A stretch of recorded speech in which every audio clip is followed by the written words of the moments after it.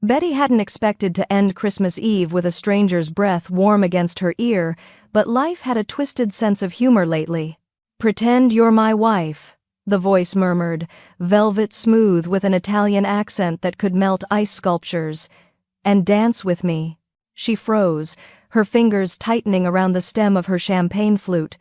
The Grand Belmont Hotel's ballroom blurred into a kaleidoscope of twinkling lights and designer gowns, but all she could focus on was the man standing beside her table, tall, dark-haired, and wearing danger like a second skin. This is how horror movies start, she thought, her pulse hammering against her ribs.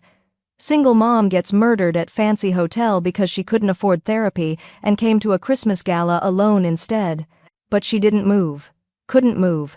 Because Gilberto Arcuri, and somehow she knew that was his name before he'd even said it, had eyes that pinned her in place like a butterfly under glass. "I don't dance with strangers," Betty managed, proud that her voice came out steady despite the fact that her heart was attempting a jailbreak through her chest. "Then it's fortunate we're about to become very well acquainted." His hand extended toward her, broad and scarred across the knuckles. A hand that had clearly seen violence. "Please. I need you." Need. The word landed between them like a grenade with the pin pulled. Betty's internal monologue went into overdrive. "Okay, so mysterious Italian man with cheekbones that could cut glass needs me to pretend to be his wife. Normal Tuesday. Totally normal. Except it's Christmas Eve and I'm wearing a clearance rack dress that I bought 3 years ago. And he looks like he stepped out of a cologne commercial directed by Martin Scorsese. She should say no. She should absolutely, definitively say no. But Betty had spent the last 5 years playing it safe, working double shifts, reading bedtime stories, being responsible, being invisible. And tonight, for the first time since her husband died, she dressed up, hired a sitter, and decided to feel human again. To feel seen. The universe apparently had taken that as a challenge. "Why me?" she asked, finally meeting his gaze. His eyes were dark brown, almost black, and held shadows. She recognized the kind that came from loss, from fighting battles no one else could see. A muscle ticked in his jaw. "Because everyone else in this room is afraid of me." "Well, that's not ominous at all." "And you think I'm not?" Something flickered across his face. Surprise, maybe, or respect. "I think you're the only woman here brave enough to sit alone at a table meant for 12 and not apologize for taking up space." Betty blinked. That was oddly perceptive, and maybe a little too accurate for comfort. Around them, the string quartet shifted into a slow waltz. Crystal chandeliers cast golden light across the ballroom, where couples swayed in practiced elegance. Everyone looked like they belonged in a fairy tale. Betty felt like she'd wandered onto the wrong movie set. "One dance," she heard herself say, "and then you explain why you need a fake wife." Gilberto's lips curved not quite a smile, but close enough to make her stomach flip. "Deal." His hand closed around hers, and Betty felt the heat of his palm even through her skin. He guided her onto the dance floor with the confidence of a man who'd never been told no, one hand settling at the small of her back with possessive certainty. The moment they began moving, Betty realized she'd made a critical miscalculation. This wasn't just a dance. This was a claiming. If you are enjoying this story so far, don't forget to hit that like button and subscribe for more thrilling Mafia romance tales. Now, I have to ask. If a mysterious, handsome stranger asked you to dance at a Christmas dinner, would you say yes? Tell me in the comments below, and don't forget to tell me where you're watching from. I'd love to see how far our viewers are spreading the holiday vibes. Gilberto held her close, closer than strangers should be, closer than was proper, and moved with the fluid grace of someone who understood violence and elegance in equal measure. His cologne was cedar and smoke, expensive and dangerous, and she could feel the hard planes of his chest against her with every step. "You're tense," he murmured, his breath stirring her hair. "You're holding me like I might run. Will you?" Betty tilted her head back to meet his eyes. "Haven't decided yet." That almost smile appeared again, and this time she saw something else beneath it. Loneliness. Raw and aching and quickly hidden behind walls of steel. Oh no, she thought. He's not just dangerous, he's human. What's your name? Gilberto asked, his thumb tracing small circles against her spine through the fabric of her dress. Betty. She hesitated, then added, Stella Betty Ford, but everyone calls me Betty. Betty. He said it like he was tasting wine, testing the weight of it. It suits you. Strong. Classic. Unpretentious. Is that Italian for cheap dress and clearance shoes? His eyes darkened with something that might have been amusement. It's Italian for beautiful. Her breath caught. Don't fall for it. Don't you dare fall for it, Betty Ford. This man is trouble wrapped in Armani and held together with murder. But her traitorous body was already leaning into him, already sinking to his rhythm like they'd been dancing together for years instead of minutes. You still haven't explained the fake wife thing, she said, desperate to break whatever spell was weaving between them. Gilberto's jaw tightened. His gaze flicked over her shoulder, scanning the room with the practiced vigilance of a predator. There are men here tonight who would use any perceived weakness against me. A woman I care about would be a target. So you picked a random stranger to play the part? That's your master plan? I picked the woman who was brave enough to come to this dinner alone. His hand pressed more firmly against her back, drawing her closer. The woman who sat at that table with her chin up and her shoulders back, daring the world to judge her. That's not random, Betty. That's calculated. She should be insulted, should be angry that he'd been watching her, analyzing her. Instead, she felt something warm and dangerous unfurl in her chest. And what if I say no? Gilberto's expression shifted, went from commanding to something almost vulnerable. Then I walk away, and you never see me again. The music swelled around them, violins and cellos weaving a melody that felt like longing given sound. Other couples spun past in a blur of jewels and silk, but Betty barely noticed. Her entire world had narrowed to the man holding her, to the way his heart beat against hers, steady and strong. One dance, she repeated. Then I go back to my table. One dance, he agreed. But they both knew it was a lie. Because as they moved together beneath the crystal chandeliers, as his hand tightened possessively at her waist and her fingers curled into the fabric of his jacket, something fundamental shifted between them. Recognition? Maybe. Or inevitability. I'm going to regret this, Betty thought. But she didn't pull away, and when Gilberto leaned down, his lips brushing her ear as he whispered, Thank you, Mowgli Mia, my wife, she felt the words settle into her bones like a promise, or a curse. The music ended. The room erupted in polite applause, but neither of them moved. Gilberto's hand remained at her back. Betty's pulse continued to race, and somewhere across the ballroom, a flash went off bright and jarring. Someone had taken their picture. Gilberto's entire body went rigid. His eyes, those dark, fathomless eyes, turned cold and lethal in the space of a heartbeat. The warmth drained from his expression, replaced by something that made Betty's survival instincts scream. Get behind me, he said quietly. Now. What? Now, Betty? His tone left no room for argument. Betty stumbled back, her heart suddenly thundering for an entirely different reason. Across the ballroom, a man in a dark suit stood near the exit, lowering a camera. He met Gilberto's gaze and smiled slow, cruel, and deliberate. Then he disappeared into the crowd. Gilberto turned to her, his expression carved from stone. I need to get you somewhere safe. Safe from what?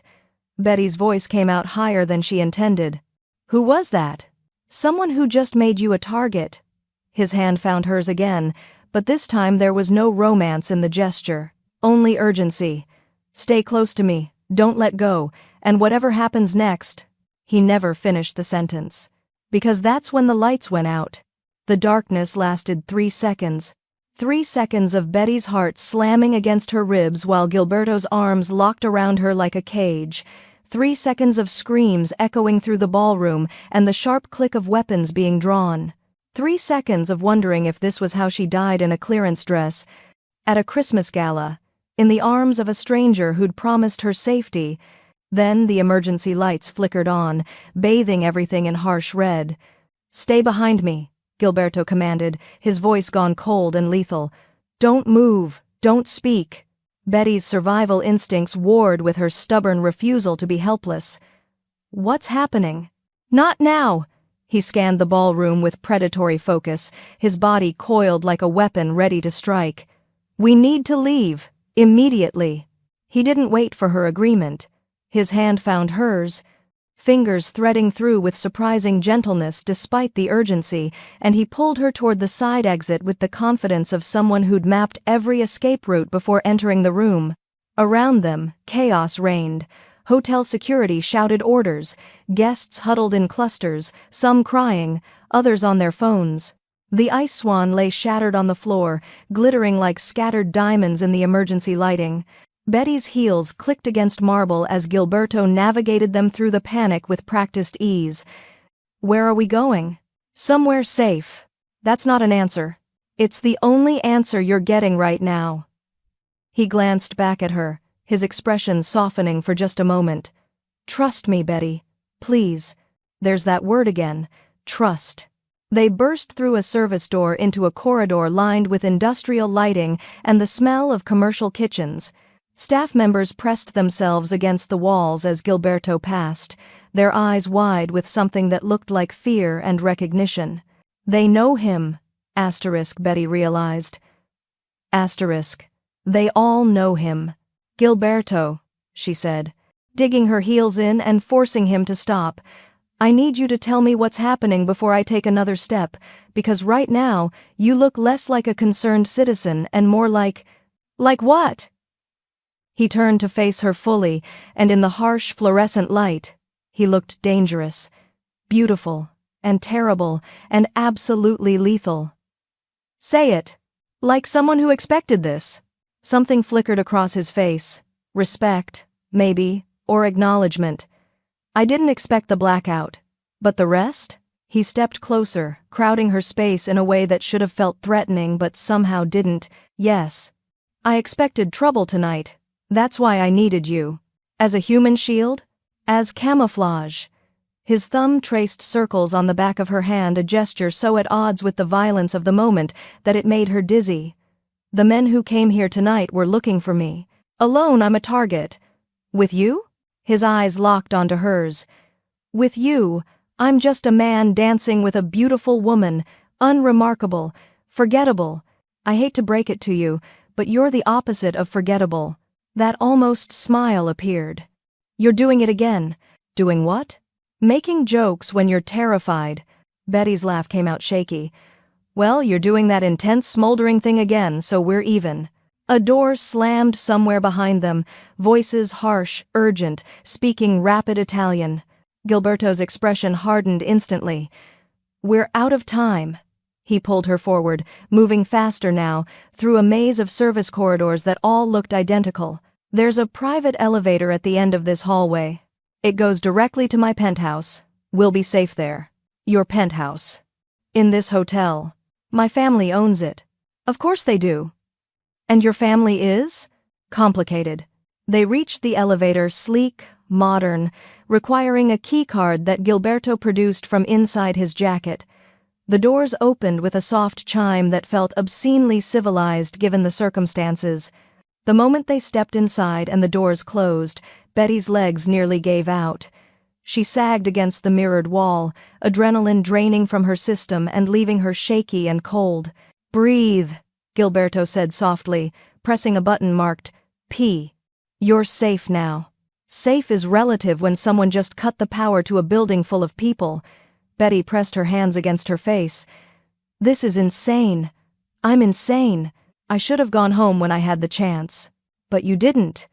He moved closer, and Betty could feel the heat of him even through the space between them. "Why?" "Because, apparently I have terrible survival instincts and a death wish disguised as curiosity. Or because you felt it too." Betty's hands dropped. "Felt what?" Gilberto's expression was raw, unguarded in a way it hadn't been on the dance floor. "The pull. The recognition. Like finding something you didn't know you were looking for." Her breath caught. "Oh, this is dangerous." This is so much more dangerous than the blackout or the mysterious men or any of it. Asterisk. You don't know me, she managed. I know you came to that dinner alone. I know you ordered champagne but barely drank it. I know you watched everyone else dance and didn't allow yourself to look sad about it. His hand came up, slowly, giving her time to refuse. When she didn't, he cupped her jaw with devastating gentleness. I know you're brave enough to demand answers from a man who could destroy you. That's more than most people reveal in a lifetime. You're good at this, Betty whispered. The intensity, the vulnerability, making women feel seen. I'm only good at it with you. The elevator dinged, doors sliding open to reveal a penthouse that looked like it had been designed by someone who thought restraint was a suggestion. Floor-to-ceiling windows overlooked the city, all Christmas lights and darkness beyond. The furniture was sleek and expensive, the kind of space that belonged in magazines, not real life. Betty stepped out because staying in the elevator felt like admitting defeat. Nice place, very rich man with secrets. It's secure. Gilberto moved to the windows, scanning the street below with practiced vigilance. No one can reach us here. Except you brought me here, so clearly someone can reach it. He turned, and there was something almost like amusement in his eyes. You're remarkably difficult to intimidate. I have a 5-year-old. Nothing intimidates me anymore. Betty wrapped her arms around herself, suddenly aware of how cold she was. You promised answers. Start talking. Gilberto was quiet for a long moment, his silhouette dark against the glittering city beyond. When he finally spoke, his voice carried the weight of confessions made in darkness. My name is Gilberto Arcuri. My family controls most of the shipping and import operations along the eastern seaboard. We're not criminals. He paused, corrected himself. We're not just times criminals. We're businessmen who operate in gray areas. That's a fancy way of saying mafia. That's a fancy way of saying powerful. He moved toward her, each step deliberate. And with power comes enemies. Rivals who would use any perceived weakness to destroy us. Betty's mind was racing. And I'm a weakness now, because they saw us together. Because they saw me protect you. Gilberto stopped just out of reach. In my world, that's as good as a declaration. A declaration of what? His eyes met hers, dark, intense, and achingly honest. That you matter to me. The words hung between them like a confession and a curse. Betty should run, should demand he take her home immediately.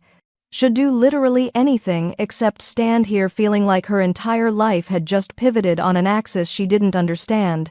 But she didn't move. This is crazy, she said softly. We just met. I know.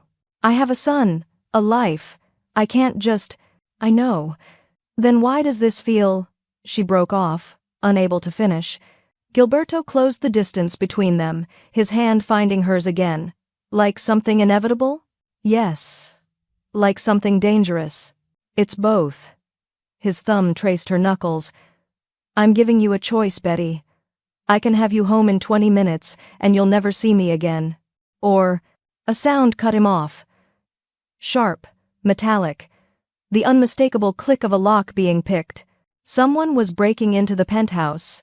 Gilberto's entire body went rigid, his hand tightened on Betty's, then he pulled her toward the bedroom with swift, silent urgency.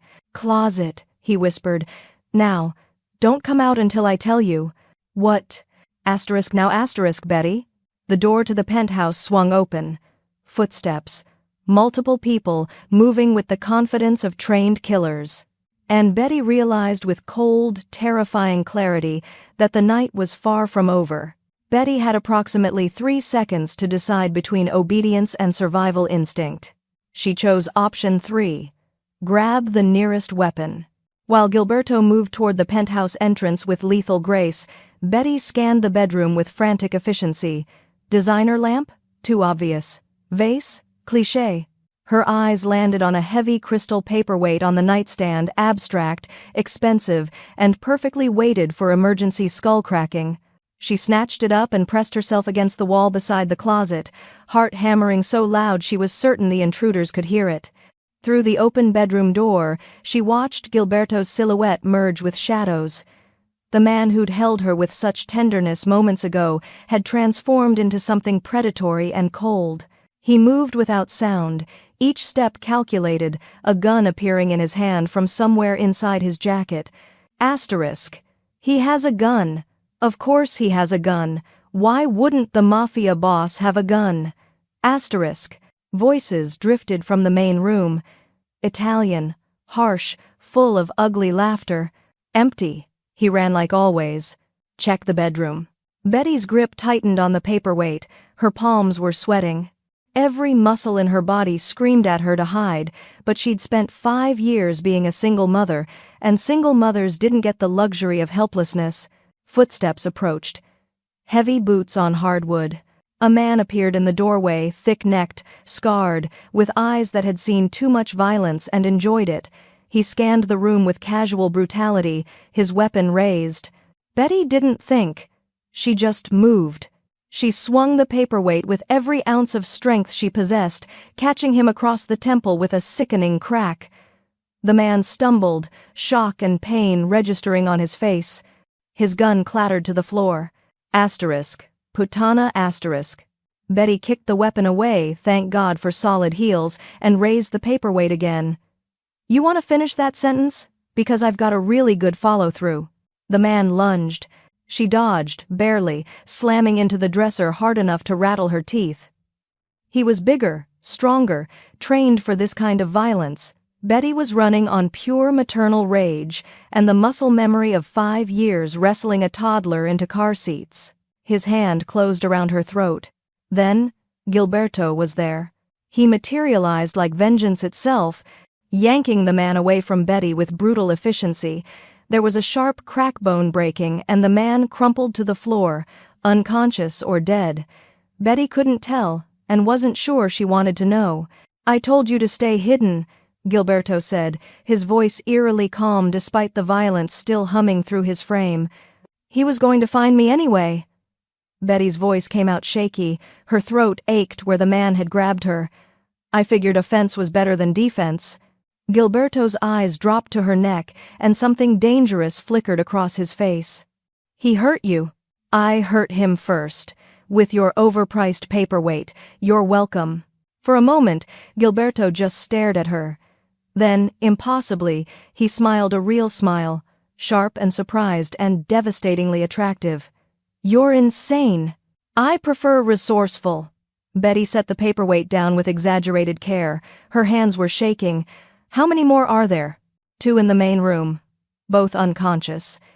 He moved closer, his fingers ghosting over the red marks on her throat with such gentleness it made her chest ache.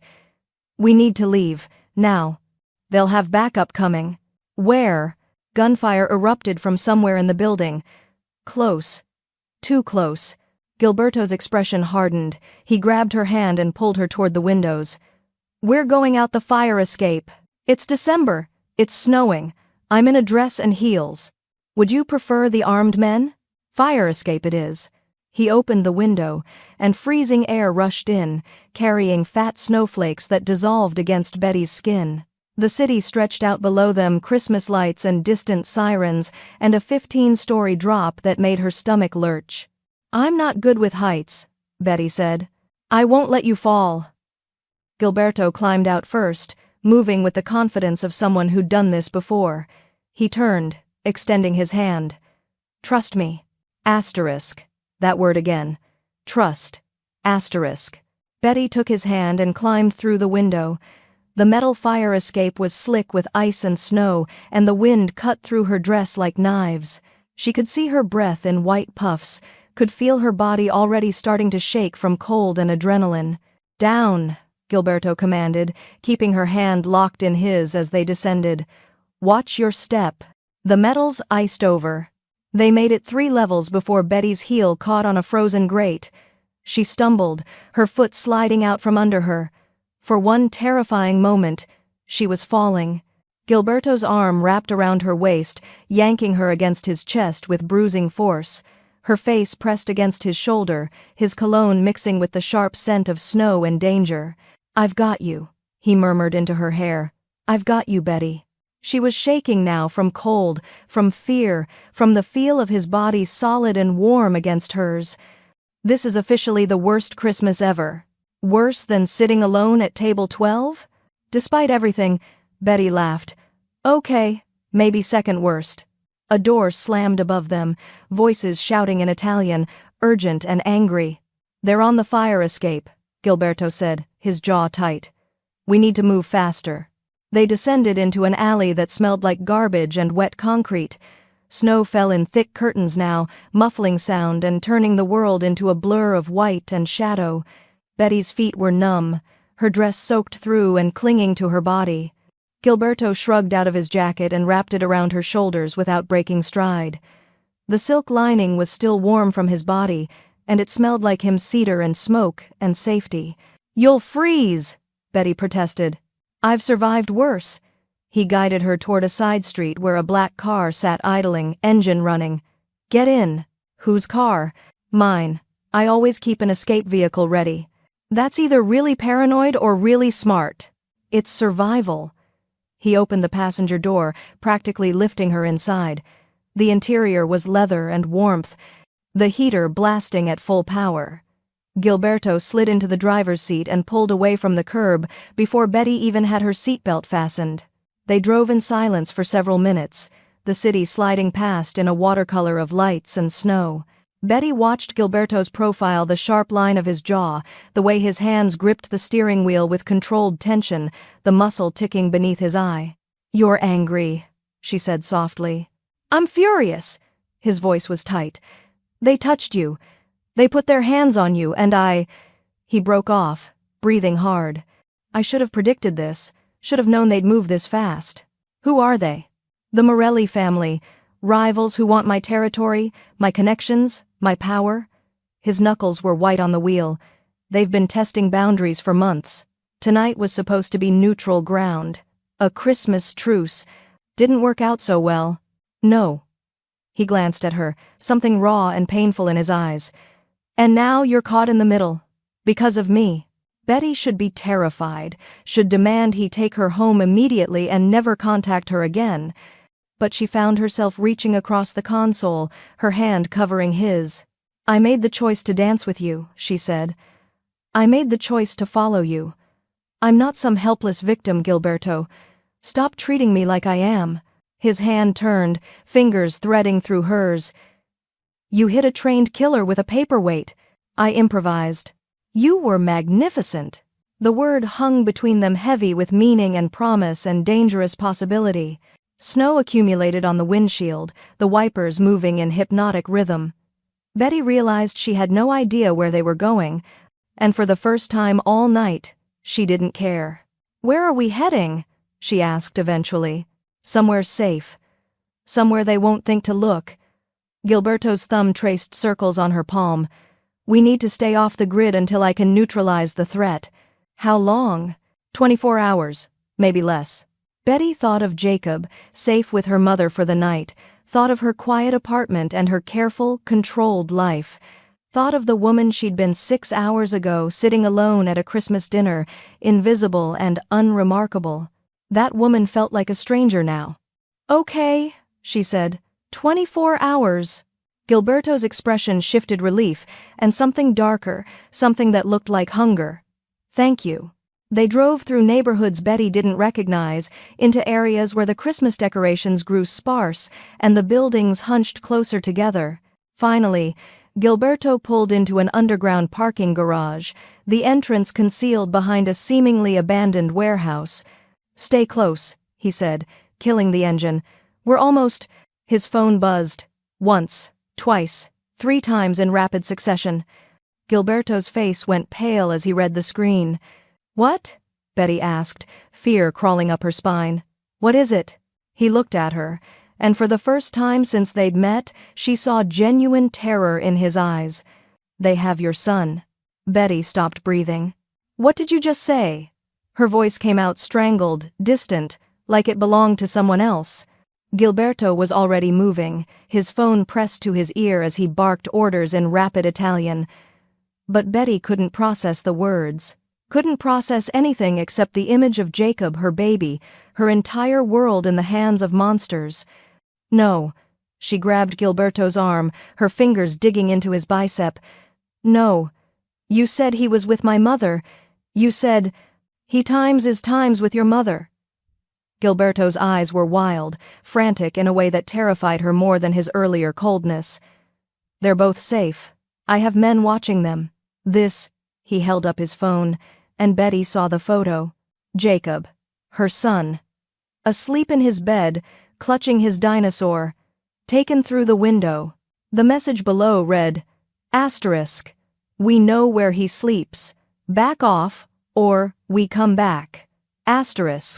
They didn't take him, Gilberto said quickly, his hand covering hers. Betty, listen to me. They didn't take him. This is intimidation. A warning. A warning. Betty's voice climbed. They photographed my child through his Times window *. And my men have already moved your mother and Jacob to a secure location. He pulled up another screen, this one showing a video feed of her mother sitting on an unfamiliar couch, Jacob still sleeping peacefully beside her. See? Safe. I promised you protection, and I meant it. Betty's legs gave out. She sank against the car, her vision swimming. I'm going to be sick. Breathe. Gilberto crouched in front of her, his hands framing her face with devastating gentleness. Betty, look at me. He's safe. Your mother thinks it's a gas leak evacuation. They're in one of my family's safe houses with 6 armed guards. No one is getting near them. You moved them without asking me? I moved them to save their lives. No apology in his voice. Just certainty. The moment you danced with me, you became a target. I wasn't going to wait for permission to protect what matters to you. Betty wanted to hit him, wanted to scream, wanted to demand he undo everything. Take her back to 6 hours ago when her biggest problem was loneliness and cheap champagne. But Jacob was safe. That was all that mattered. I need to see him, she said. You will, once this is over. When is it over? Gilberto's expression went dark. When the Morellis are no longer a threat. And how do you plan to accomplish that? Strongly worded letter? Diplomatic negotiation? Betty. Don't. She pushed his hands away, standing on shaking legs. Don't patronize me. You dragged me into this nightmare. The least you can do is tell me the truth. Something shifted in his eyes. Resignation, maybe, or respect. He straightened, and when he spoke, his voice carried the weight of terrible honesty. I'm going to kill Marco Morelli. The words hung in the frozen air between them. Kill him, Betty repeated. You're going to commit murder. I'm going to eliminate a threat to everyone I care about. Gilberto's jaw was set. Marco has been pushing boundaries for months. Tonight, he crossed a line. And when you cross certain lines in my world, there are consequences. Your world, Betty laughed, sharp and bitter. Your world just threatened my son, which is why I need to end this, now, tonight. He moved closer, and despite everything, Betty didn't step back. But I can't do it alone. I need... He broke off, something vulnerable flickering across his face. Need what? Insurance.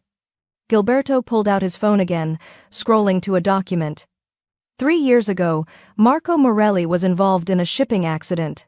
A cargo container fell at the docks, killed 2 workers. The investigation ruled it accidental. But it wasn't. It was sabotage. Marco was eliminating competitors who were using those docks. He handed her the phone. I have proof, documents, testimony from someone who was there. But the witness refuses to come forward without guaranteed protection. Betty scanned the document, her lawyer-adjacent brain, honed from years of navigating custody agreements and insurance claims catching details others might miss. This witness.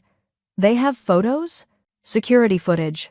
Clear shots of Marco tampering with the equipment. Then why hasn't this gone to the authorities? Because the authorities in this city are bought and paid for.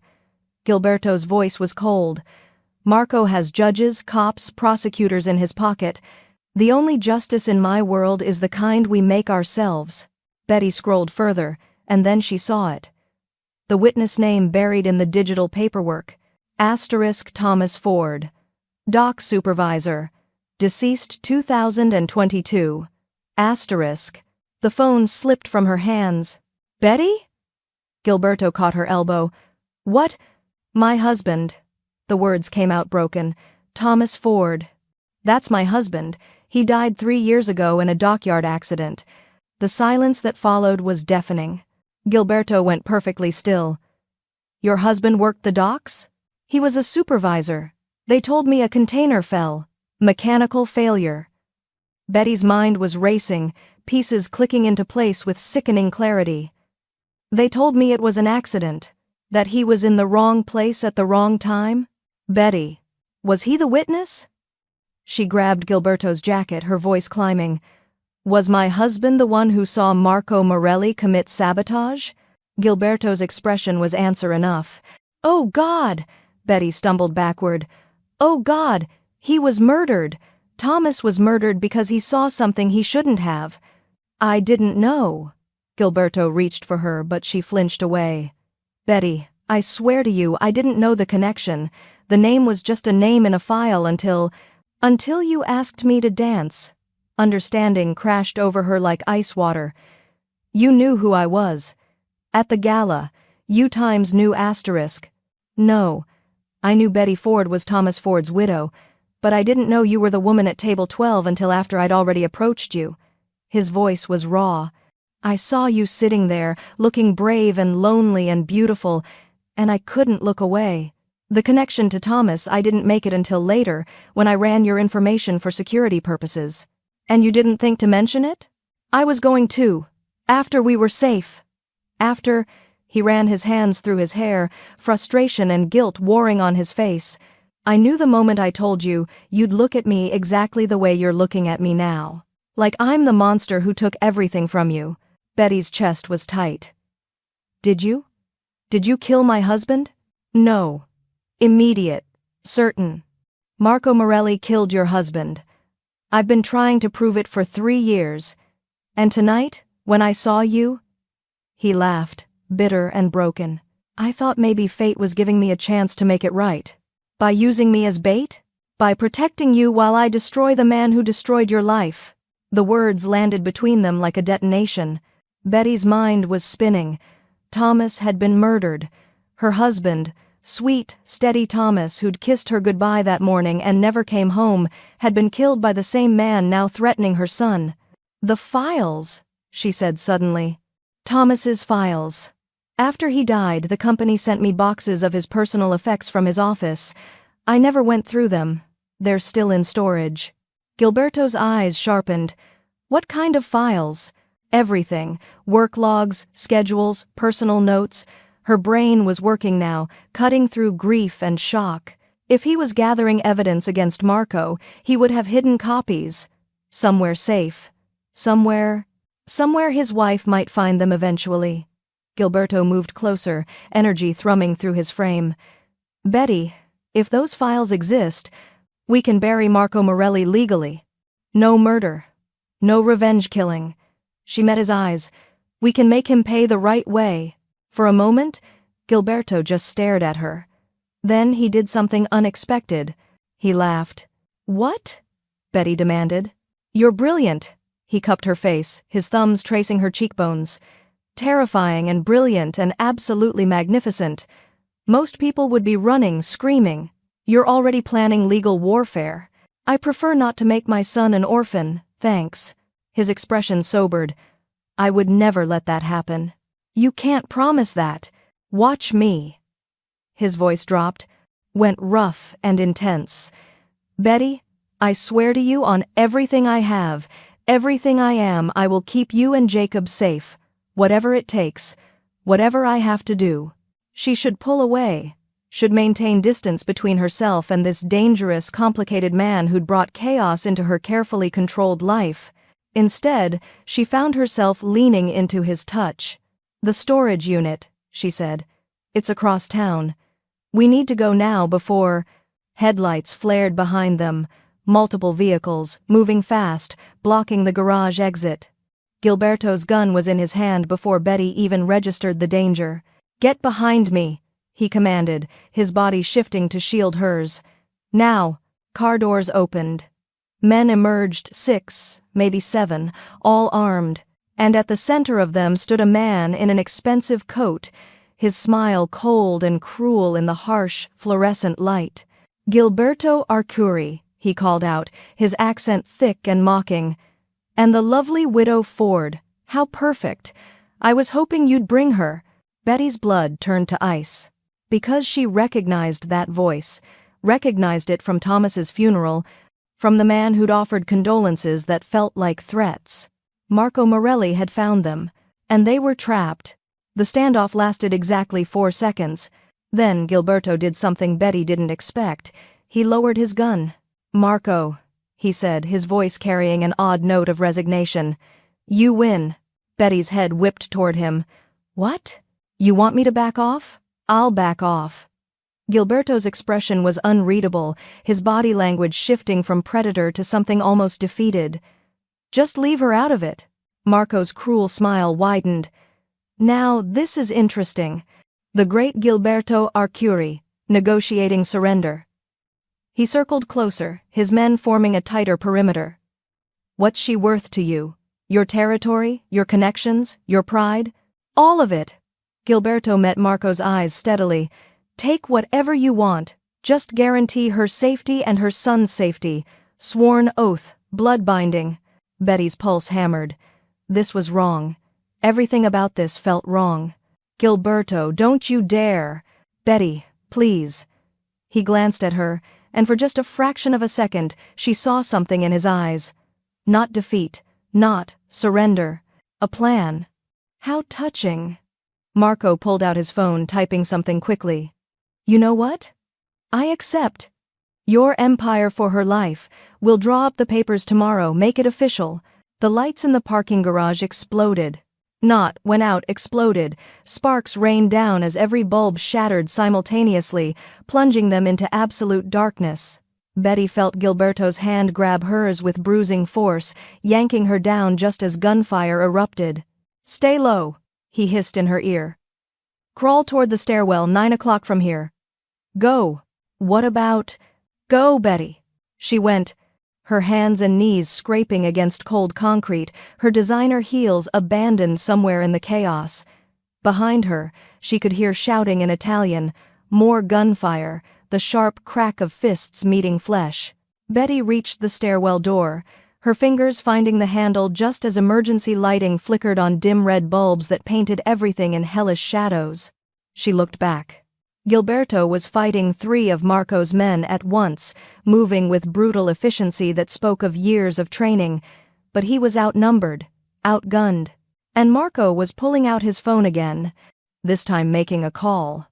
Betty's survival instinct screamed at her to run, to get out, get to safety, get to Jacob. Instead, she grabbed the fire extinguisher mounted beside the stairwell. "Hey!" she shouted, her voice echoing through the garage. "Marco!" He turned, phone still pressed to his ear. Betty pulled the pin and sprayed. White foam exploded across Marco's face, his expensive suit, his perfectly styled hair.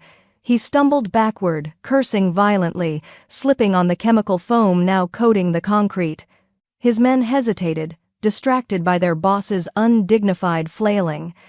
Gilberto didn't hesitate. He used the moment to disarm the nearest man, using the stolen weapon to fire 3 precise shots, not at people, but at the remaining lights. The garage plunged back into darkness, this time complete.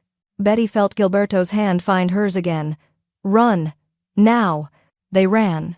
Up the stairwell, taking steps 2 at a time, Betty's lungs burning as they climbed floor after floor. Behind them, footsteps thundered in pursuit, angry voices echoing off concrete walls. "Where are we going?" Betty gasped. "Roof." "That's a terrible plan." "It's the only plan." They burst through the roof access door into freezing night air. Snow fell in thick sheets now, immediately soaking Betty's torn dress, turning her skin numb. The city sprawled below them, Christmas lights twinkling like distant stars. And at the far edge of the roof, a helicopter waited. "You have a helicopter," Betty said flatly. Of course you have a helicopter. Emergency extraction. Gilberto pulled her toward it, his hand never leaving hers. I told you I always have an exit strategy. The pilot saw them coming and started the engine, rotors beginning their slow spin.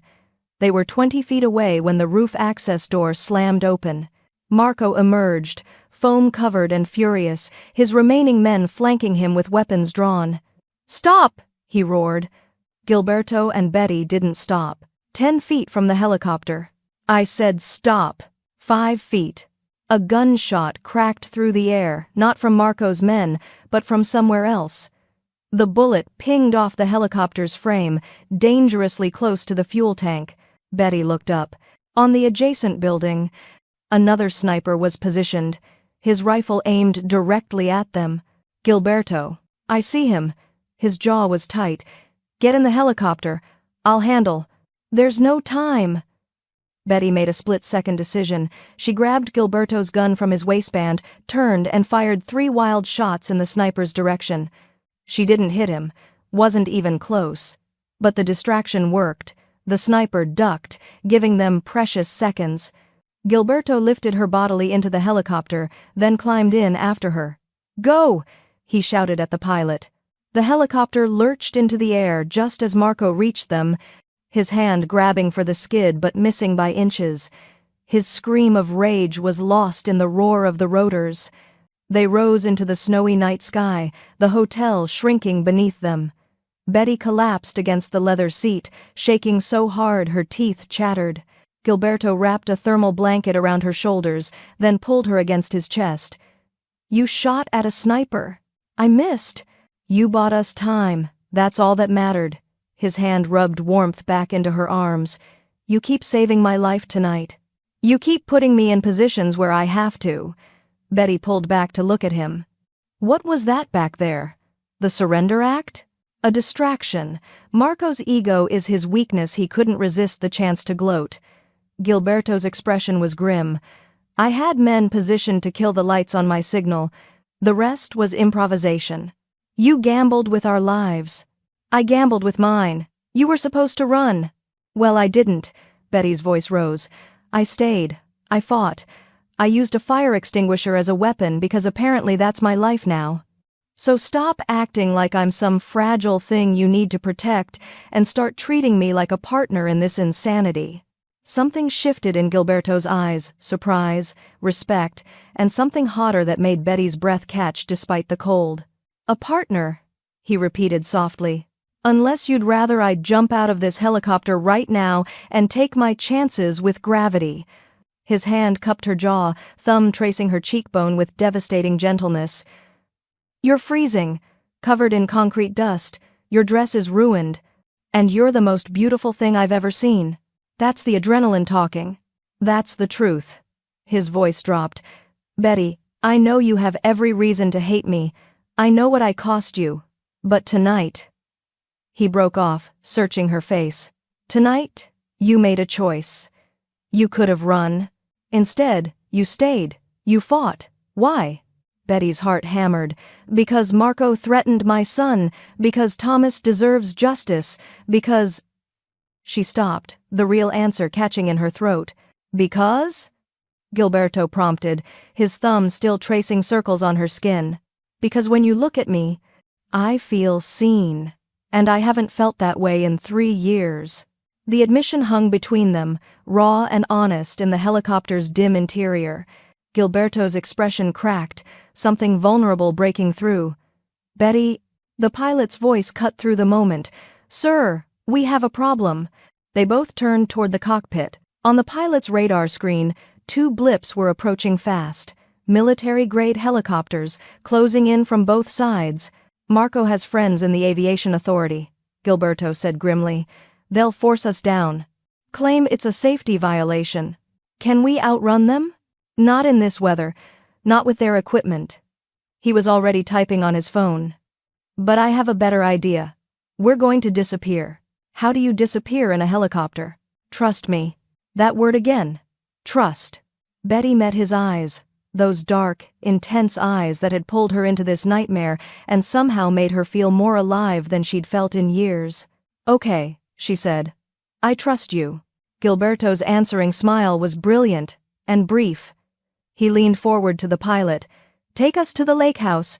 Drop altitude. Stay below their radar.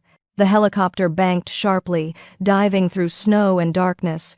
The pursuing aircraft adjusted course, but Gilberto's pilot was better weaving between buildings, using the storm as cover. 15 minutes later, they landed on a private dock beside a sprawling house on a frozen lake. The moment the skids touched down, Gilberto had Betty out and running toward the house. Inside, it was warm and dark, furnished like a magazine spread, but clearly unused. Gilberto locked the door behind them, checked the windows, then finally allowed himself to breathe. Betty stood in the middle of the living room, dripping melted snow onto expensive hardwood, her entire body still vibrating with adrenaline. We're safe here, Gilberto said. Marco doesn't know about this property. No one does. For how long? Long enough to plan our next move. He moved toward her, pulling off his soaked jacket. Betty, about what you said in the helicopter. Don't. She held up a hand. Don't make it into something more than it was. We're stuck together until this is over. That's all. But even as she said it, she knew it was a lie. Because when Gilberto looked at her like that, like she was something precious and powerful and worth fighting for, she felt the last of her carefully constructed walls beginning to crumble. You need dry clothes, he said finally. There's a bedroom upstairs, should have everything you need. I'll make some calls, see if I can. His phone buzzed. Gilberto looked at the screen and went pale. What? Betty moved closer. What is it? He turned the phone toward her. It was a video message. Jacob, awake now, sitting in an unfamiliar room. He looked scared but unharmed, and standing behind him, hand on his shoulder, was a woman Betty didn't recognize. The message text read, We have the boy. The grandmother too. You have 6 hours to bring us Gilberto Arcuri and Thomas Ford's evidence files, or they both disappear. Come alone, Mrs. Ford. Or, your son pays the price. Betty's world tilted. No, she whispered. No, no, no. You said he was safe. You said your men were watching. They were. Gilberto's voice was hollow, which means someone inside my organization betrayed us. Betty looked at him, and for the first time since this nightmare began, she felt true terror. Because Marco Morelli didn't have her son. Someone worse did. Someone who knew all of Gilberto's safe houses, all his plans, all his weaknesses. Someone who'd been watching them all along. Betty stared at the video of Jacob on the phone screen until her vision blurred. Her son's small face, trying to be brave, her mother's hand gripping his shoulder, the unfamiliar woman standing behind them like a promise of violence. Who is she? Betty's voice came out hollow. The woman in the video. Gilberto's jaw was tight, his entire body radiating tension. Lucia Ferrante, my cousin, my father's niece. He paused, the words seeming to cost him. My second in command. The betrayal hit Betty like a physical blow. Your cousin did this? The Ferrante side of the family never accepted my leadership. They thought the business should have gone to Lucia's brother when my father died. Gilberto moved to the window, his silhouette dark against the snow-covered landscape beyond. I've been so focused on external threats, I didn't see the knife coming from inside. Betty's mind raced through panic toward something colder, sharper. The part of her that had survived widowhood, single motherhood, poverty, the part that refused to break. The message said to come alone, she said. Which means it's a trap for both of us. Obviously. And you have 6 hours to figure out who else in your organization is compromised. Less than that. I need to move resources, secure alternate locations. No. Betty set the phone down with deliberate care. You need to tell me everything. Right now. Every piece of information you've been holding back, every dangerous truth about Thomas, about the Morellis, about your family. Because if I'm walking into that trap to get my son back, I'm doing it with full knowledge. Gilberto turned from the window, his expression unreadable. Betty. Everything, Gilberto. Or I walk out that door right now and handle this myself. For a long moment, they stared at each other across the expensive living room, two people bound by circumstance and something neither of them wanted to name. "All right," Gilberto said finally. "Everything." He moved to the bar, poured 2 glasses of whiskey, and handed one to Betty. She took it, the crystal heavy and cold in her palm. "My family has controlled East Coast shipping for 3 generations," he began. "Legitimate business mixed with less legitimate operations. Protection, gambling, some controlled substances. But never human trafficking, never children." His voice hardened. "That's always been the line." "And Marco Morelli?" "Marco's family deals in anything profitable, including the things we won't touch." Gilberto took a long drink. 3 years ago, we discovered they were using our docks, our property, to move illegal cargo. My father wanted to handle it quietly, politically. I wanted to expose them, burn their operation to the ground. Betty's grip tightened on her glass. "And Thomas?" "Thomas was Marco's dock supervisor. He came to me with evidence, photos, manifests, everything we'd need to destroy the Morellis legally. I promised him protection, promised his family would be taken care of if anything happened." Gilberto's voice cracked. "I failed. Marco found out about the betrayal before we could act. He made it look like an accident. Why didn't you tell me this at the gala? Why the dance, the pretend wife act?" "Because Marco had been asking questions about you, about whether Thomas had kept copies of the evidence, whether his widow knew anything." Gilberto met her eyes. "I needed you close. Needed you protected. The dance, the public appearance, it was meant to signal to Marco that you were under my protection, untouchable. Instead, it made me a target. Yes, no apology in the word, just brutal honesty, and I would do it again, because at least this way, I can control who gets close to you." Betty laughed, sharp and bitter. "You can't even control your own cousin." "No, I can't." Gilberto set his glass down. "But I can get your son back." "How? If Lucia knows all your safe houses, all your resources, all your people, she doesn't know everything." Something dangerous flickered across his face. "There are assets I keep separate. People who answer only to me. Locations not even my family knows about. Like this lake house." "Exactly." He moved closer, and Betty could smell the whiskey on his breath, the cedar of his cologne beneath the scent of snow. "Betty, I need you to trust me one more time. That's a big ask, considering your cousin kidnapped my son." "I know, but I have a plan." "Does it involve me as bait?" "Yes." Betty blinked. "Points for honesty, I guess." Despite the circumstances, Gilberto's lips curved, not quite a smile, but close. "You would make terrible bait if you didn't know you were bait. You're too smart, too quick, you'd improvise and ruin the entire plan. I'm choosing to take that as a compliment. It was meant as one." His hand came up slowly, giving her time to refuse, and cupped her jaw. "Lucia wants me to trade myself for Jacob. She's planning to kill all 3 of us, you, your mother, your son, to prove a point about my leadership being weak." Cheerful thought. "But she's underestimating you." His thumb traced her cheekbone. "She thinks you're just some civilian I'm protecting out of guilt. She doesn't know you charged into danger tonight, doesn't know you tackled Marco Morelli, used a fire extinguisher as a weapon, shot at a sniper." "I missed the sniper." "You didn't hesitate." His eyes burned into hers. "That's what matters. Betty, I need you to walk into that meeting tomorrow and make Lucia believe you're terrified, helpless, just a mother desperate to save her son. And then you survive. Whatever it takes." His voice dropped. "I'll handle the rest." Betty should pull away, should demand a better plan, more details, actual strategy.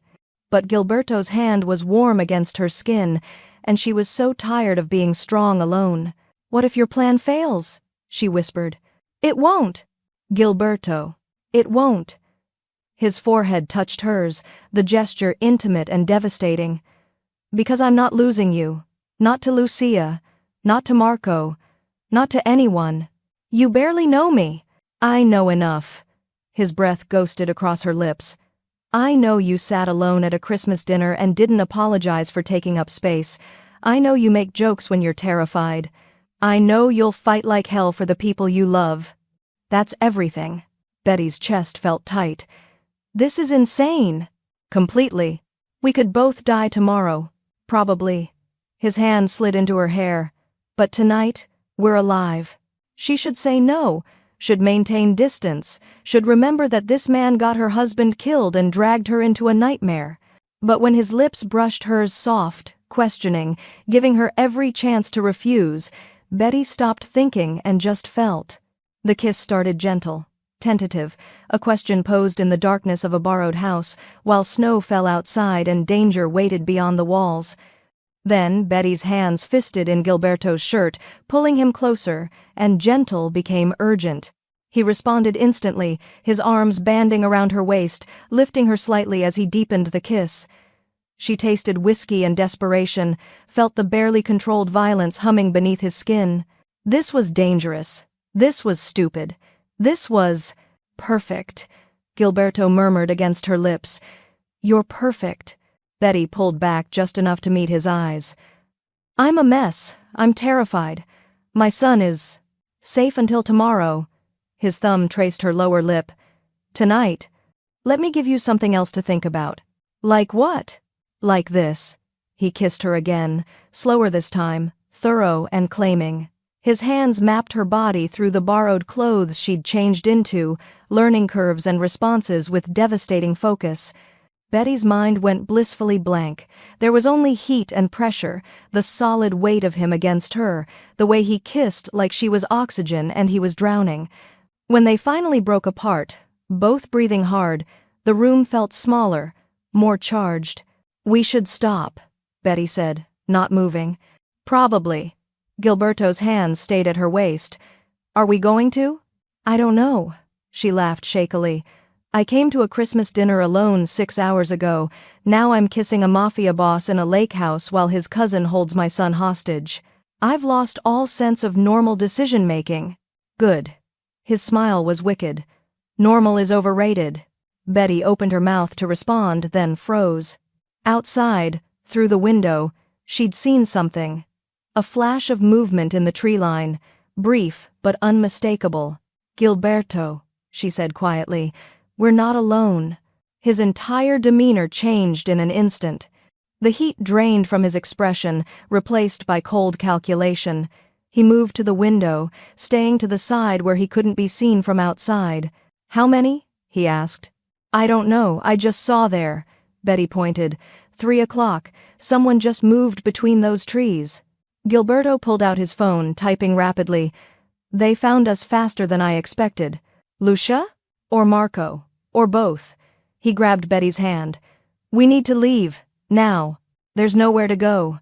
We're on a frozen lake surrounded by woods. There's always somewhere to go. He pulled her toward the back of the house, into a room that looked like a study. With swift efficiency, he pressed something on the bookshelf, and a section of wall swung inward, revealing a narrow staircase leading down. Secret passages, Betty said flatly. Because, of course. My grandfather built this place during Prohibition. The whole house is tunnels and escape routes. He pulled her inside, closing the wall behind them. This leads to a dock on the other side of the lake. There's a car waiting. They descended into darkness, lit only by small emergency lights along the floor. The air smelled like earth and old stone. How many people know about this? Betty asked. Just me. And now you. Not even Lucia? Especially not. Gilberto stopped so suddenly Betty nearly collided with him. Ahead, blocking the tunnel, stood a figure illuminated by a single flashlight. Lucia Ferrante smiled, cold and triumphant. Hello, cousin. Going somewhere? Behind her, Betty could see at least 4 armed men. They were trapped. And in Lucia's hand was a phone showing a live video feed Jacob and Betty's mother in what looked like a basement, still unharmed but clearly scared. Now, Lucia said pleasantly. Let's discuss the terms of your surrender. Betty stared at Lucia Ferrante and made a calculation. 4 armed men, 1 tunnel, no escape route behind them. Jacob's terrified face on that phone screen. But Lucia was standing 12 feet away. And Betty had learned something important tonight. People with guns expected fear, expected compliance. They didn't expect a single mother who'd just kissed a mafia boss and decided she was done being a victim. "You know what?" Betty said conversationally, taking a step forward. "I'm really tired of people threatening my son." Lucia's smile faltered. "Excuse me? You heard me. Another step." Betty could feel Gilberto tense beside her, could sense him preparing to stop her. She squeezed his hand once, "Trust me," and kept walking. First Marco with his creepy window photos. Now you with your dramatic tunnel ambush. It's getting old. Betty Gilberto's warning came too late. She was already moving, not toward Lucia, but toward the emergency lighting along the tunnel floor. Her foot connected with the first light fixture, shattering it. Then the second, third. Darkness swallowed them. Chaos erupted.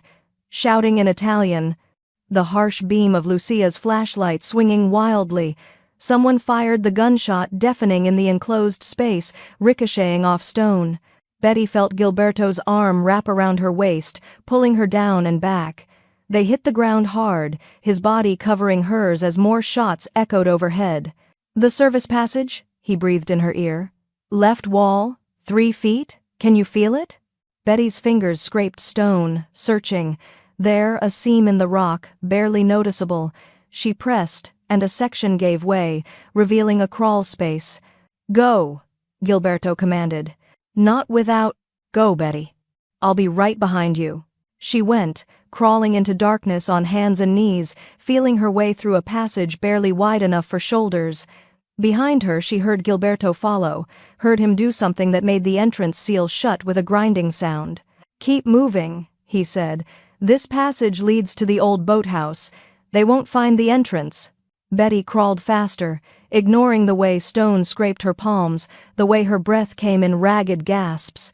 The passage seemed endless, claustrophobic, until finally it opened into a larger space. She tumbled out into what looked like an abandoned boathouse, moonlight streaming through broken windows to illuminate dust and decay. Snow had drifted through the gaps, creating patches of white on warped floorboards. Gilberto emerged behind her, immediately moving to block the crawlspace entrance with an old crate. His shirt was torn, blood seeping through a graze on his shoulder. "You're hurt," Betty said. "It's nothing." He was already pulling out his phone, typing frantically. "I'm calling in reinforcements. Lucia can't have turned everyone there, are still people loyal to me. Will they get here in time? They have to." His jaw was tight as he waited for a response. When his phone buzzed, his expression went darker. "Damn it. What?" "Lucia's blocked all my accounts, frozen my assets. She's moving faster than I anticipated." He looked at Betty, something raw and almost desperate in his eyes.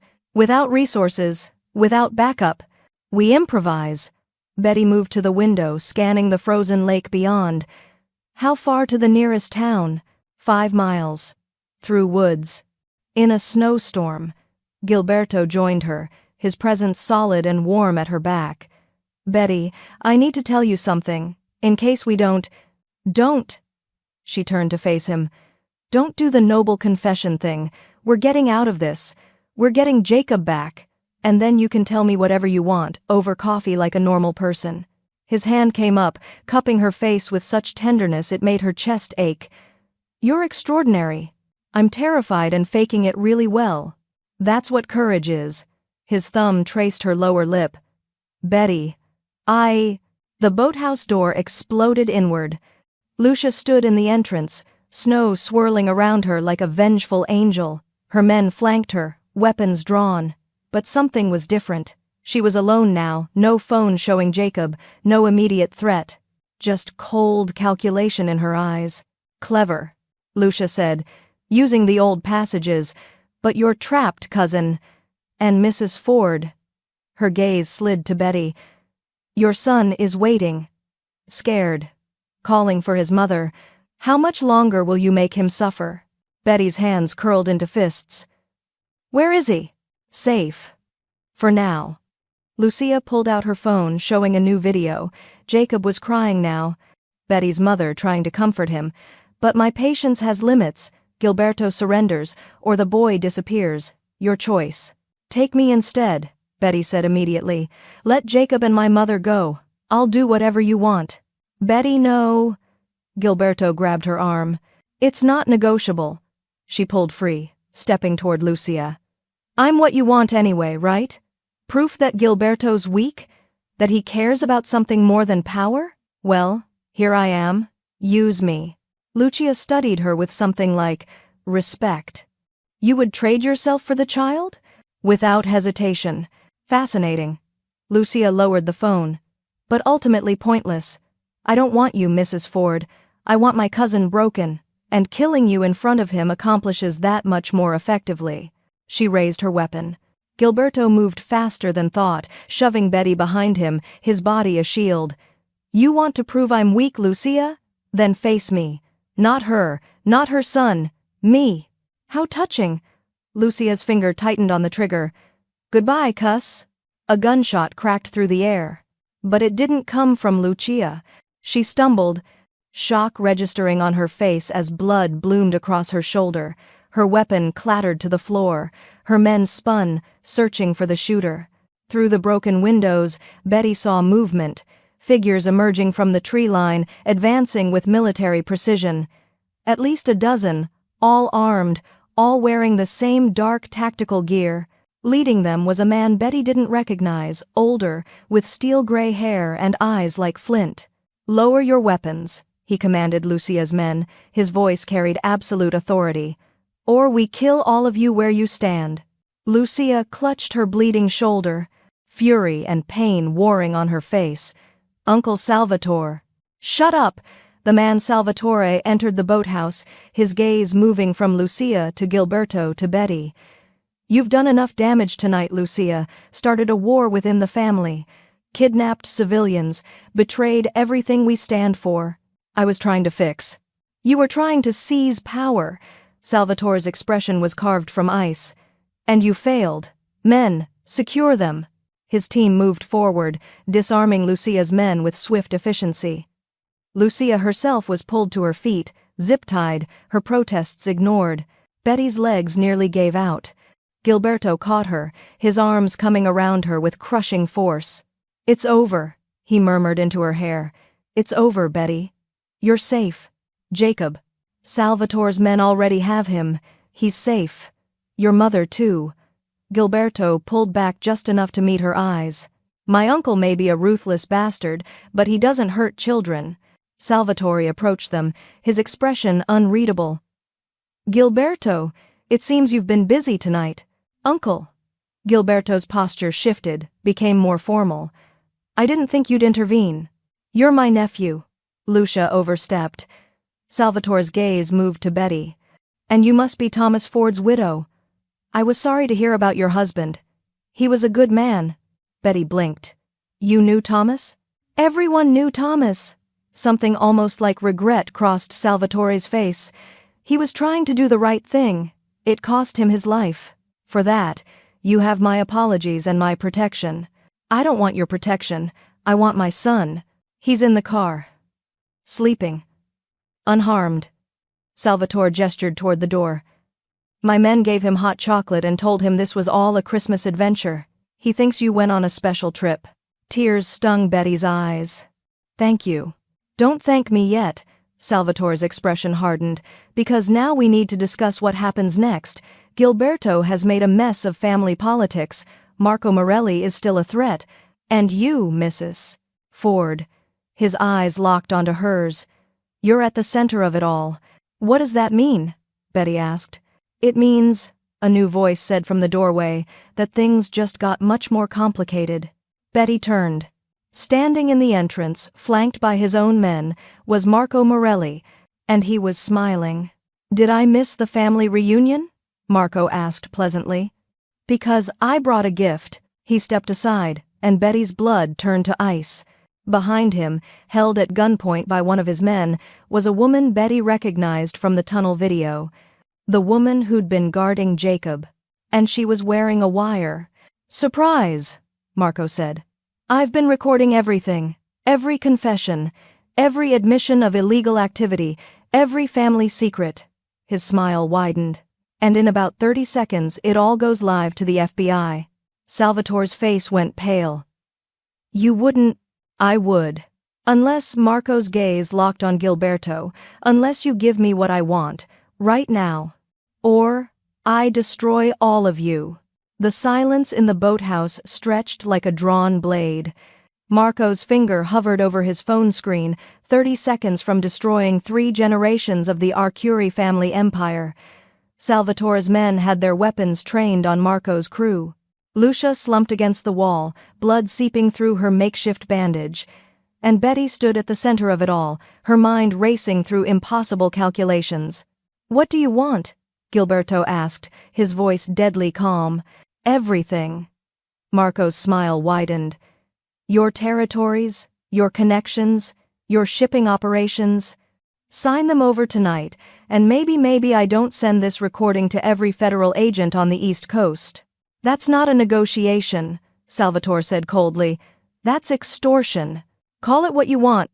You have 20 seconds. Betty's brain worked overtime, processing variables. Marco needed leverage to keep them from simply killing him. The recordings were it. But recordings could be deleted, destroyed, intercepted, unless they were already uploaded somewhere. You're bluffing, Betty said suddenly. All eyes turned to her. If you actually had those recordings ready to send, you wouldn't be standing here negotiating. You'd just do it. And leave. Marco's smile flickered. You think you're clever? I think you need something from us beyond the territories. Betty took a step forward, ignoring Gilberto's warning hand on her arm. Otherwise, this is suicide. You walk in here, threaten the Arcuri family, and expect to walk out alive? You're not that stupid. Betty. Gilberto's voice carried a warning. But she was already moving, her mind 3 steps ahead. You need protection. From someone bigger than the Arcuris. Someone who's been pressuring you to deliver results or face consequences yourself. Marco's jaw tightened. Bingo. Who is it? Betty pressed. The Russians? The Colombians? Who's pulling your strings, Marco? Shut up. He's right. A new voice came from the darkness beyond the door, cultured, accented, carrying the weight of old money and older violence. She is clever. A man stepped into the moonlight streaming through the broken windows, tall, silver-haired, wearing a coat that probably cost more than Betty's car. His eyes were pale blue and absolutely empty of warmth. Salvatore went rigid. Constantine. Salvatore. It's been too long. The man Constantine surveyed the boathouse with mild distaste. What a disappointing venue for such important business. The Bratva has no jurisdiction here, Salvatore said. The Bratva has jurisdiction everywhere money flows. And your nephew, Constantine's gaze moved to Gilberto, has been disrupting those flows with his moral posturing about trafficking and children. Betty's stomach dropped. Your Russian mob. Such crude terminology. I prefer international businessman. Constantine's smile was reptilian. Mr. Morelli works for my organization. And he's correct, I do need your family's cooperation, or your destruction. Either works. We don't deal in human trafficking, Gilberto said flatly. That's non-negotiable. Then you're no longer useful. Constantine gestured, and more men emerged from the shadows, at least 20, heavily armed, surrounding the boathouse completely. I had hoped Marco's leverage would be sufficient. But if not, he shrugged, we simply eliminate the problem and install more cooperative management. Betty's mind raced.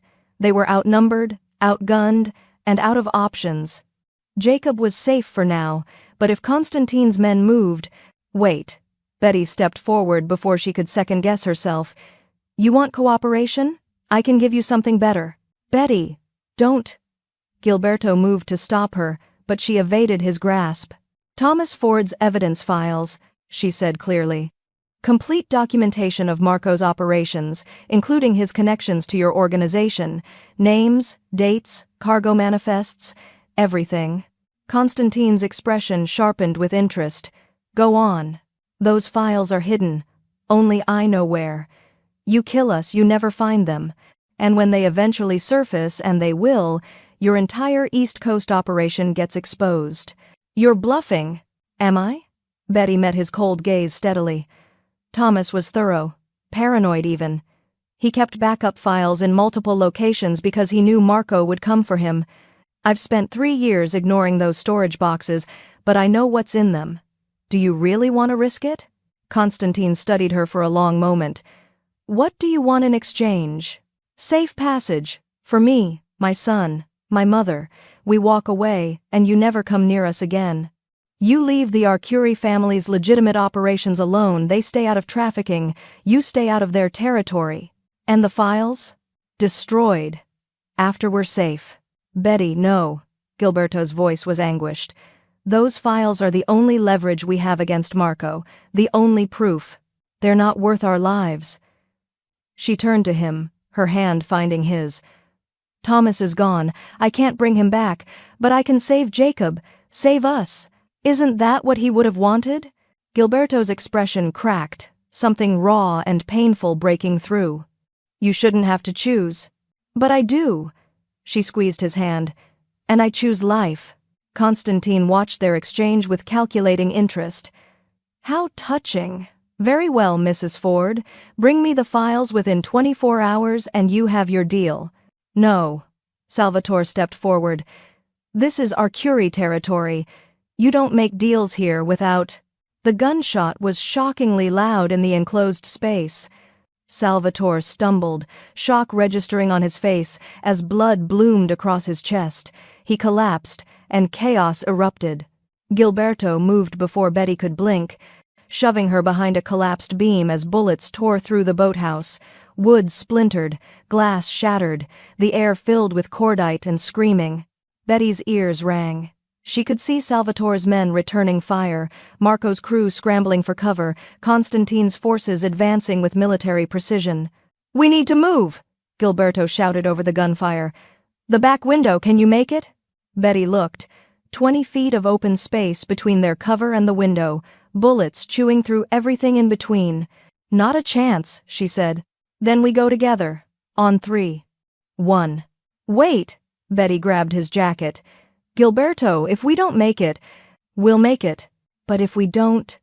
She pulled him close, kissed him hard and desperate, pouring 3 years of grief and 6 hours of chaos, and something terrifyingly close to love into the gesture. Thank you, for seeing me, for making me feel alive again. His hand cupped her face. This isn't goodbye. 2. The explosion came from somewhere outside, massive, world-shaking, turning night into day. The boathouse's remaining windows shattered, the floor shaking as fire bloomed across the frozen lake. What the hell? Marco's voice, panicked. Betty and Gilberto scrambled to the window. Outside, Constantine's vehicles were engulfed in flames. Men scattered, shouting in Russian and English. And descending from the sky, rotors cutting through smoke and snow, were 3 helicopters bearing federal insignia. FBI! A voice boomed through loudspeakers. This is a federal raid. Drop your weapons and surrender immediately. Betty stared in disbelief. How? Salvatore, Gilberto said quietly, looking at his uncle's body. He must have called them, knew he was dying, and wanted to take Constantine down with him.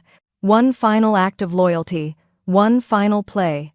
The boathouse doors burst open, and federal agents poured in vests, weapons, shouted commands. Betty found herself being pulled away from Gilberto, hands on her shoulders, someone checking her for weapons. I don't have... She struggled to see Gilberto through the chaos. Please, my son, Jacob Ford is safe, a female agent said firmly. We have him and your mother in protective custody. You're safe, Mrs. Ford. But Gilberto... She watched as they surrounded him, weapons drawn. Watched him raise his hands slowly, his eyes never leaving hers. It's okay, he mouthed. It's okay. But it wasn't okay. Because the agent was putting him in handcuffs, reading him his rights, and Betty realized with sick certainty that Salvatore's final play had saved them from Constantine. But it had also given the FBI everything they needed to destroy the Arcuri family, including Gilberto. Wait! Betty struggled against the agent. He saved me. He protected. Ma'am, please calm down. We'll take your statement at the field office. Betty was being guided toward the door, toward the helicopters and safety and Jacob. She should feel relief, should feel grateful. Instead, she looked back at Gilberto one last time. He stood straight despite the handcuffs, his eyes holding hers across the chaos. And in that moment Betty saw her future split into two paths. The safe one, where she took Jacob and disappeared into witness protection and never looked back. And the dangerous one, the one where she fought for the man who'd asked her to dance. The agent pushed her through the door, into the snow and the flashing lights. And Betty made her choice. I need to speak to whoever's in charge, she said firmly. Now, because I have information about Marco Morelli and Konstantin Volkov that you're going to want to hear. The agent hesitated. Ma'am, I have Thomas Ford's evidence files, complete documentation of their trafficking operations, and I'll hand them over. Betty's voice hardened with determination. On one condition. The FBI agent, Special Agent Rodriguez, studied Betty across the interrogation table with barely concealed frustration. Let me get this straight, Rodriguez said. You'll hand over evidence that could dismantle two major criminal organizations, but only if we grant immunity to Gilberto Arcuri? Not just immunity. Betty kept her voice steady despite her exhaustion. Witness protection for me, my son and my mother. And Gilberto walks on all charges related to tonight. That's a hell of an ask. And I have a hell of an offer.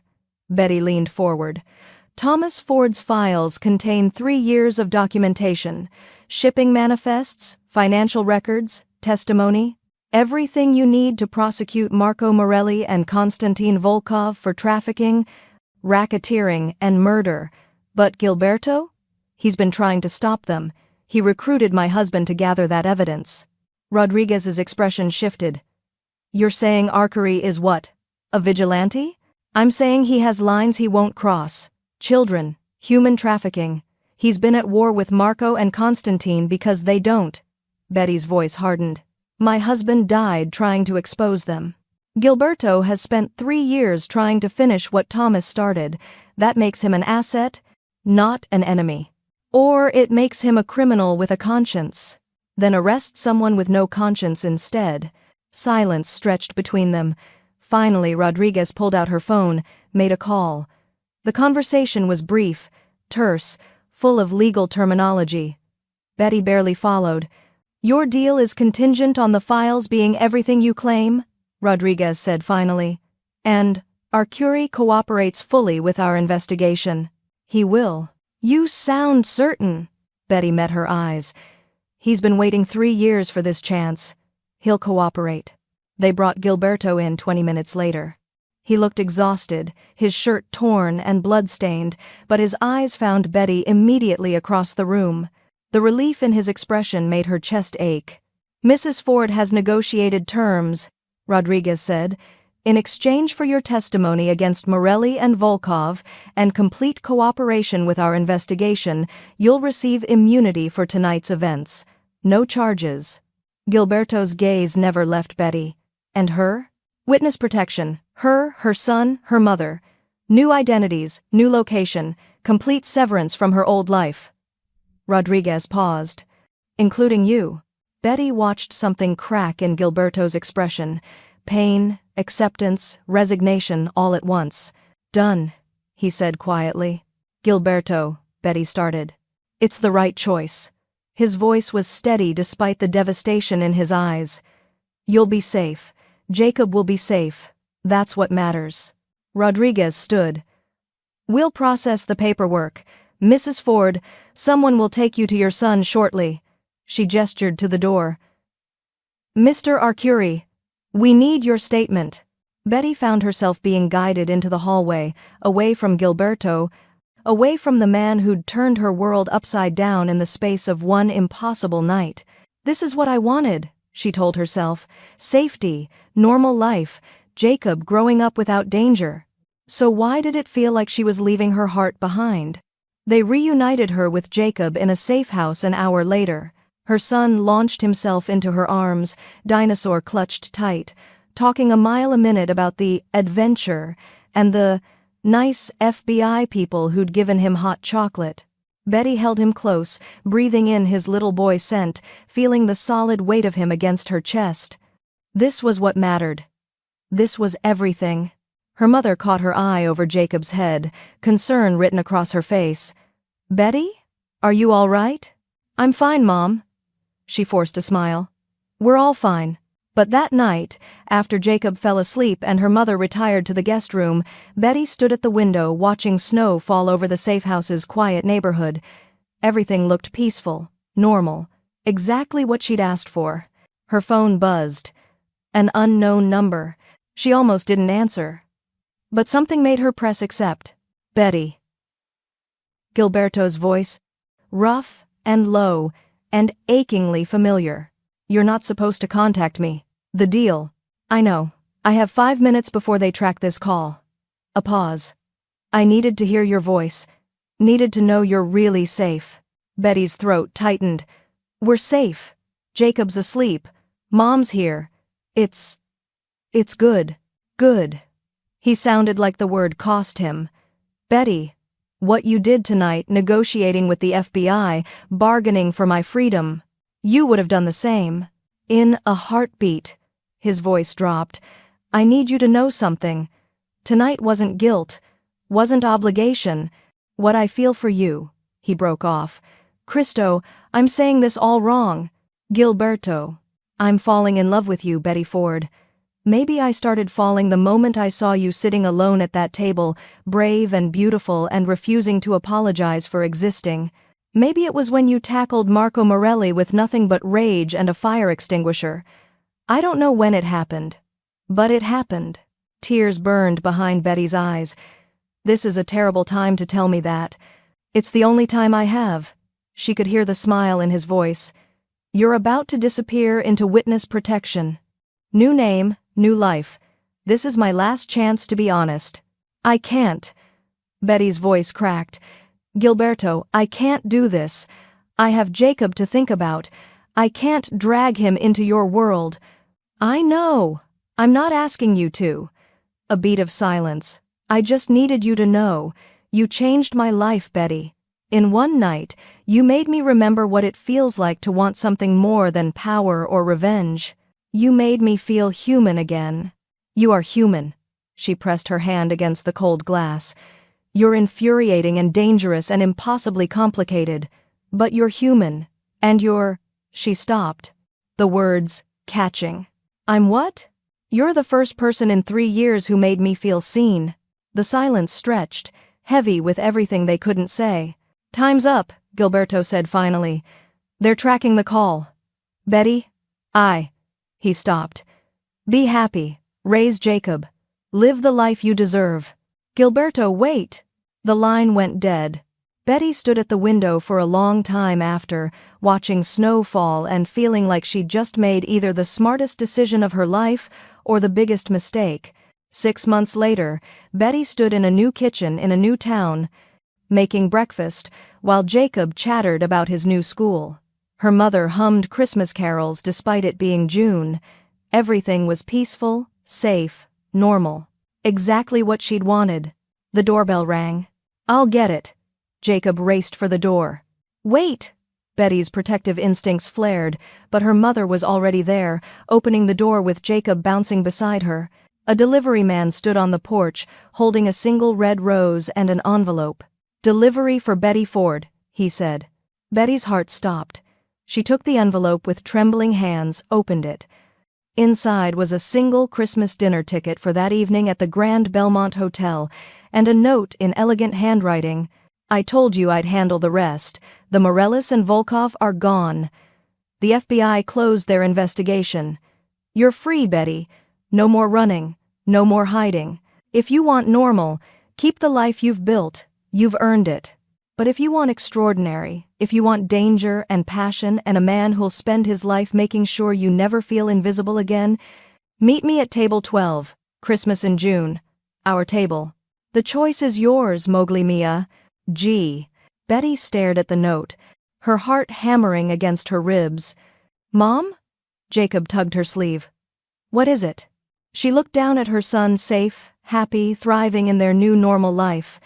Then at her mother, who was watching her with knowing eyes. "You should go," her mother said quietly.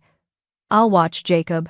"Mom, I can't just—" "Yes, you can," her mother smiled. "Betty, I've watched you survive for 5 years. Maybe it's time you learn to live." Betty looked at the Christmas ticket again. At the rose. At the promise of something more than safe and normal. She thought of Gilberto's eyes in the darkness. His hand steady on her back. The way he'd said her name like it was sacred. "Just for dinner," she heard herself say. "Just to talk." But they both knew it was a lie. Because, as Betty grabbed her coat and kissed Jacob goodbye, she felt something she hadn't felt in years. Not since a stranger asked her to dance at a Christmas dinner and changed her entire world. She felt alive. And this time, she was choosing it. Did this Mafia Christmas story give you chills? If yes, hit that like and subscribe button so you don't miss out on thrilling Mafia romance stories that will keep you at the edge of your seats.